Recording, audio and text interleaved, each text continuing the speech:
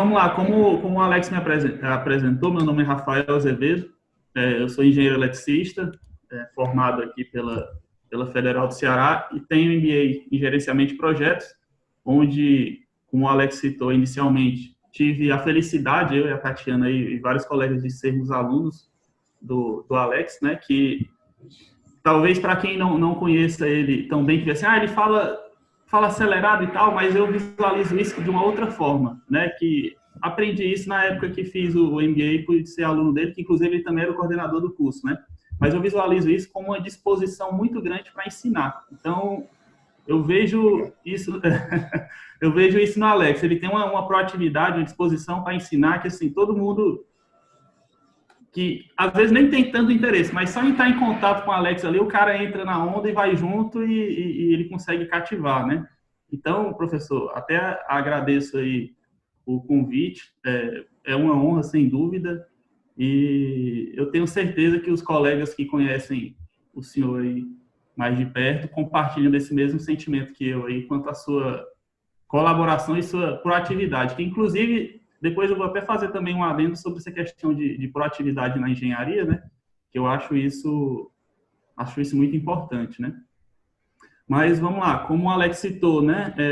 Eu trabalho na área da construção civil desde a época que estava estagiando na faculdade, né? E aí tive a sorte de já iniciar por um projeto muito grande, que foi destaque, que é o Estádio Castelão, que realmente, como o Alex citou, foi o primeiro a ser entregue, né? Então, a gente tem, sim, uma boa engenharia aqui no Ceará, de destaque, né? O Ceará exporta, na verdade, esses profissionais dessa área, né? E não é à toa, a gente tem faculdades muito boas, tem cursos de especializações muito bons também. Então, normalmente as pessoas têm aquele pensamento, tudo é eixo Rio-São Paulo, é sul-sudeste, mas não, né? A gente também tem muita gente boa por aqui, né? E o porquê do gerenciamento de projetos na minha carreira, né? Na verdade, como o Alex mesmo citou, o gerenciamento de projetos já existe há muito tempo, né? Desde a época das pirâmides aí, como ele até deu um exemplo. E, de certa forma, para quem está trabalhando na área da construção, né? Seja um engenheiro eletricista, um engenheiro civil, um engenheiro mecânico, enfim, está trabalhando na área da construção e quer ter um maior nível de especialização, quer entregar um serviço melhor, quer se qualificar melhor, o gerenciamento de projetos ele acaba sendo algo natural, porque no dia a dia já é feito muito do gerenciamento de projetos. Então, para que vem o MBA? Para que vem os cursos de especialização? Para moldar aquilo, né? Então, às vezes, o cara já faz um cronograma, mas às vezes não utiliza certas ferramentas ou não utiliza certos conceitos que são importantes, ele já faz ali um gerenciamento de custos, enfim,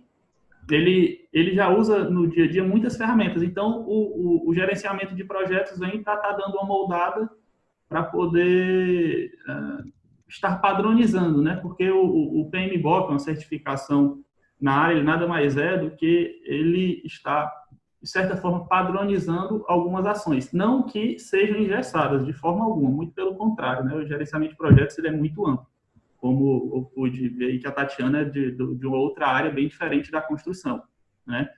Mas ele serve para realmente dar um caminho, né? Um norte a se seguir, né?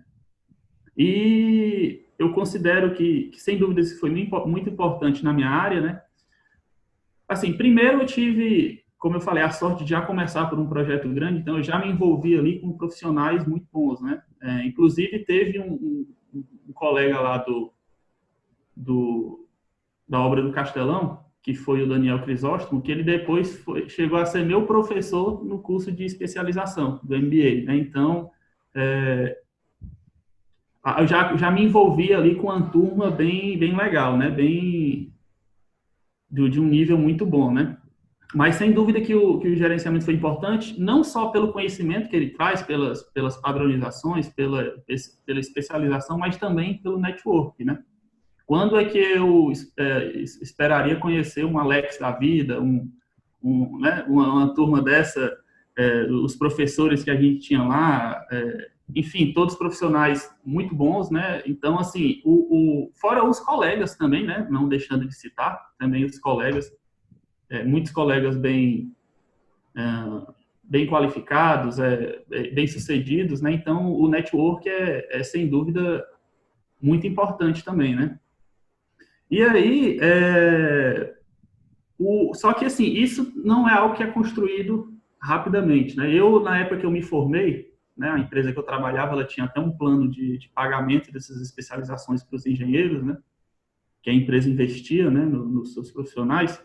E aí, assim que eu me formei naquele ímpeto e tal, fui conversar lá com o nosso superintendente e falei lá, até o Valdemar Bizelli, que eu tenho na época lá do Castelão, tenho um apreço muito grande por ele. Falei, Valdemar, eu sei que a empresa tem esse processo e tal, de estar pagando especialização para a turma, vários colegas, estou interessado muito em fazer MBA em gerenciamento de projetos, e aí? O que você me diz? Você me recomenda? Rafael, recomendo sim, é um MBA muito importante, é uma especialização muito importante, mas para você ter um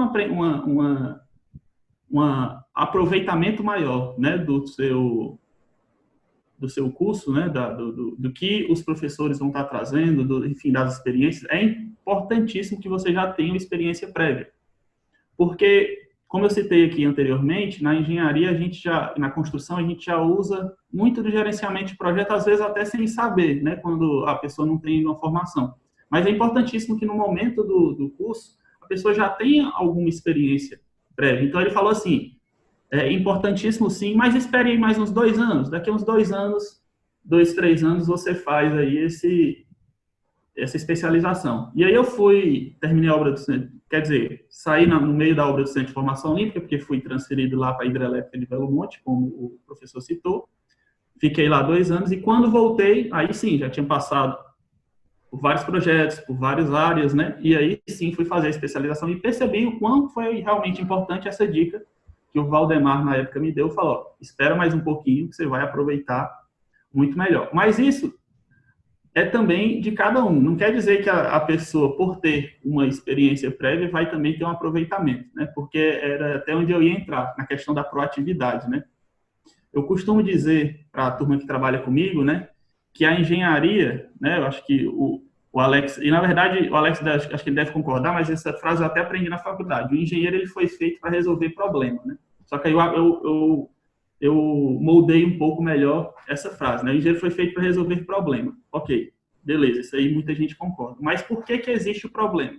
Existe o problema porque tem algo que não está conforme, tem algo que não está de acordo, ou seja, tem alguma coisa que precisa ser melhorado, precisa ser inovado, precisa ser consertado, enfim, né? Então, existe alguém, se tem algum problema para corrigir, é porque existe alguém que está inconformado com aquele cenário, com aquela situação, né? Então, eu não vou resolver um problema se aquilo não está incomodando, não está gerando, se aquilo, aí não passa nem a ser um problema, né? Porque o problema é algo que precisa ser corrigido.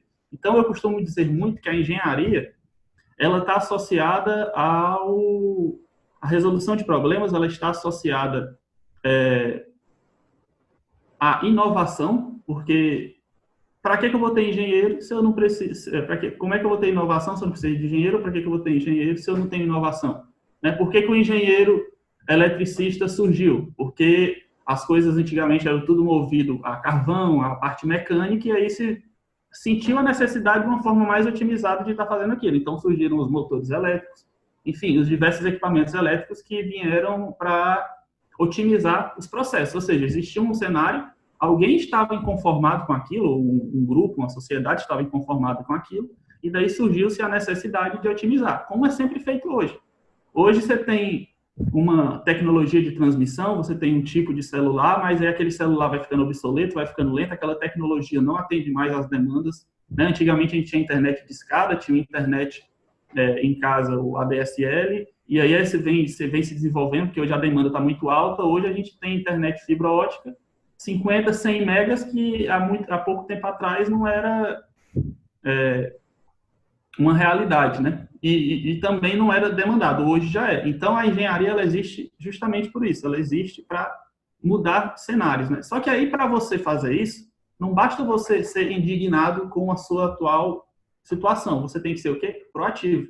E aí eu falo muito para o pessoal que trabalha comigo. A engenharia, ela demanda proatividade. E quem, na verdade, isso vale para todas as áreas, mas falo pela minha área, que é da engenharia, é um padrão que eu percebo. Um dos primeiros pontos, quando a gente vai fazer, inclusive, a seleção de algum profissional, a gente observa primeiro isso. Como é a proatividade desse profissional, né? Como é esse inconformismo dele com a situação atual, né? Eu ando muito nas obras. Antigamente eu ficava à frente na obra, né, no campo, na área da produção. Hoje eu tenho feito o gerenciamento dos contratos, né, mas sempre eu estou nas obras andando com a turma e mostrando, ó, eu entro no ambiente e falo, esse ambiente aqui, tem alguma coisa de errado nesse ambiente? Você está inconformado? Você sente que... Aí o cara passa, fica olhando, não sei o quê. Aí, aquela infraestrutura está torta. Pois é. Isso daí pode ser um detalhe pequeno, mas isso é algo que você tem que treinar no dia a dia, porque é isso que no final das contas vai fazer a diferença. Porque assim, o feijão com arroz, todo engenheiro está fazendo.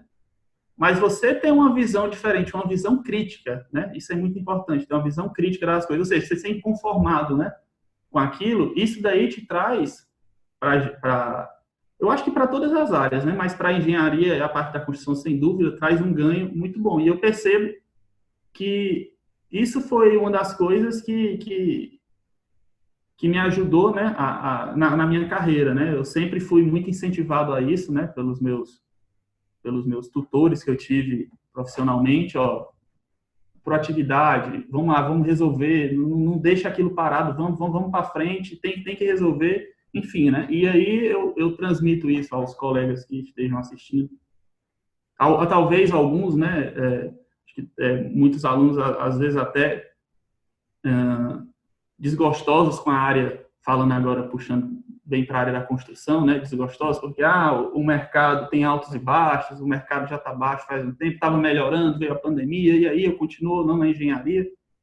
E aí eu tive uma experiência com isso. Eu estava num ônibus indo para Paraíba, e aí sentou um rapaz do meu lado, eu estava lá mexendo no computador, mexendo no cronograma, numa planilha do Excel. E aí o cara falou, você trabalha com engenharia? Eu sou engenheiro eletricista, trabalho com obras e tal. Ele, cara, eu estou terminando, mas estou tão desgostoso com o curso. O que você me diz aí, cara? Tem mercado? Como é que é isso? Não dá? Eu falei, cara, o mercado, ele existe.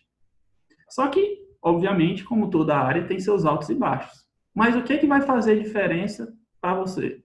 É você mesmo, é sua proatividade, é sua busca por conhecimento, suas especializações, é você que vai fazer a diferença. Eu tenho vários colegas que nessa crise da construção civil nunca passaram um dia desempregados, né? Então, assim, por quê? Porque os caras são muito bons, mas eles são muito bons porque, eles tiveram sorte. Não, foram eles que trabalharam isso, foram eles que foram atrás, eles foram proativos. Então, essa proatividade, esse inconformismo na nossa área é importantíssimo. Tem que correr atrás, tem que buscar se envolver com pessoas qualificadas, ter um círculo de amizades interessantes, essa questão do network, que é muito importante, né? Então, isso que eu gostaria de transmitir, talvez até para aqueles que estão mais em dúvidas aí com a área, né? Tenho colegas que falam assim, já formados, né? Tá tão difícil e tal, a profissão, estou pensando em mudar. Mas aí quando você vai analisar o padrão dessas pessoas que estão falando isso, você percebe ali que o cara não é tão interessado, ele fez o curso porque na época alguém talvez disse para ele que era a melhor coisa do mundo e pensou que era fácil, mas não é assim para nenhuma profissão, né? Toda profissão, por mais que existam crises, tem profissionais que nunca são afetados. Por quê? Pela sua capacidade, pelo seu diferencial, né? Então, isso permitiu esse resumo que eu estou dando chegar. Quero ainda, sem dúvida, galgar muitos degraus aí nessa carreira, mas sem dúvida que isso daí é muito importante, né? E aí, agora, acho que eu até falei bastante, abro espaço para a Tatiana também fazer a parte dela.